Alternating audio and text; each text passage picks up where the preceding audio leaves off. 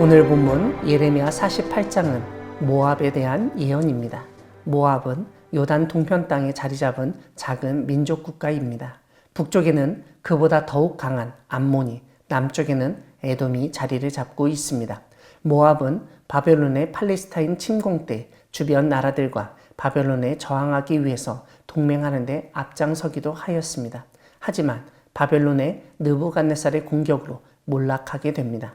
오늘 본문에서는 성읍들이 파멸되었다고 기럇아임과 미스갑이 수치를 당하여 붕괴되었다고 알려줍니다. 모압이 자랑하던 느보, 기럇아임, 미스갑, 헤스본, 맘멘, 호로라임, 루잇과 같은 주요 성읍들이 열거되는데 그 성읍들이 파괴되었고 그 안에서 울음과 고통과 부르짖음이 있다는 점에 집중합니다. 이렇게 모압이 멸망하게 된 이유를 모압 거민들이 보였던 교만과 자만함 때문이라고 반복해서 강조합니다. 26절은 여호와에 대해서 교만했다고 직접적으로 언급합니다. 그들은 하나님을 의지하지 않고 자신의 손으로 만든 우상과 보물을 의지했습니다.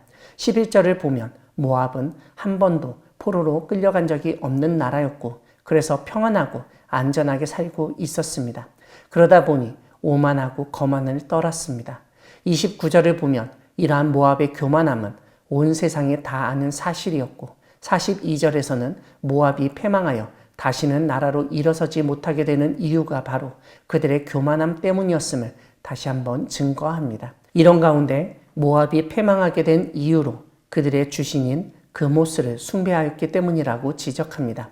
13절은 이스라엘 집이 베델을 섬겼기 때문에 몰락과 수모를 당했던 것처럼 모압이 그모스를 인하여 수치를 당하게 된 것을 알려줍니다.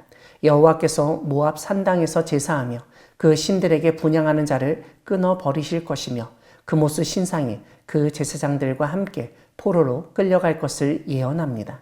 오늘 본문 나머지 부분들은 주권자이신 하나님이 이러한 모압의 오만함과 자만을 철저하게 심판하신다는 사실을 알려줍니다.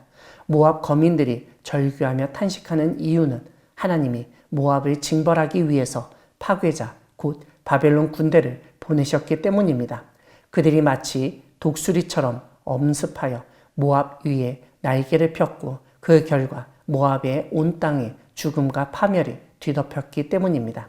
오늘 본문에서 우리가 주목해야 할 점은 26절에 나오는 말씀입니다. 하나님은 모압으로 취하게 하라고 말씀하시는데 41절은 결국 모압의 산성들이 함락되는 날에 대해서 알려줍니다. 이렇게 마시고 취하는 모습은 예레미야 25장에서 이미 살펴봤는데 하나님의 진노의 잔을 열국으로 하여금 받아 마시게 하는 예언이 실현되는 것을 알 수 있습니다.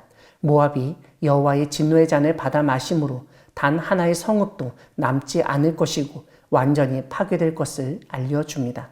비록 모압의 군사들이 용사이고 전투에 능한 전사라고 자랑하지만 그 도시들은 한순간에 연기처럼 사라지고 용사들은 모두 사륙을 당하게 될 것이라고 알려줍니다.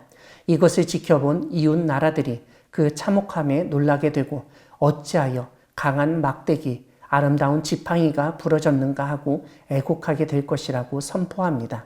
결국 25절을 보면 모압의 뿔이 찍혔고 그 팔이 부러졌다고 함으로써 모압의 힘이 꺾이고 영광이 사라지고 무너졌다는 점을 알려줍니다. 이렇게 모압이 철저하게 황폐하게 되고 무너진 가운데 32절과 33절은 모압의 주 산업이라고 할 수 있는 포도주 생산에 큰 차질이 생기는 것을 보여줍니다. 그래서 과거의 즐거운 소리는 곡소리로 변하게 될 것이라고 선포합니다. 이뿐만 아니라 모압 지역에 가뭄이 들어 또 다른 곡소리가 들려올 것인데 니무림의 샘이 말랐기 때문이라고 알려줍니다. 사랑하는 광야교회 성도 여러분, 하나님은 교만한 사람과 나라를 심판하시는 분이십니다.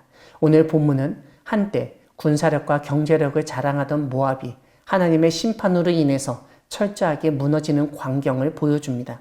모압의 군사력은 바벨론 군대에 의해서, 모압의 농산업은 하나님의 재앙에 의해서 큰 피해를 입게 됩니다. 예레미야가 선포한 것처럼 그들의 자랑거리가 오히려 나중에는 조롱거리가 되어버립니다. 그들의 교만함이 주변 민족과 나라들에게 조소와 경멸로 변하게 될 것임을 알려줍니다. 모압은 예로부터 포도 농사와 같은 농산업과 가축, 즉 축산업으로 유명했던 나라입니다. 그러한 경제력을 가진 나라, 군사력까지 갖춘 나라가 한순간에 무너지는 것을 오늘 본문에서 보게 됩니다.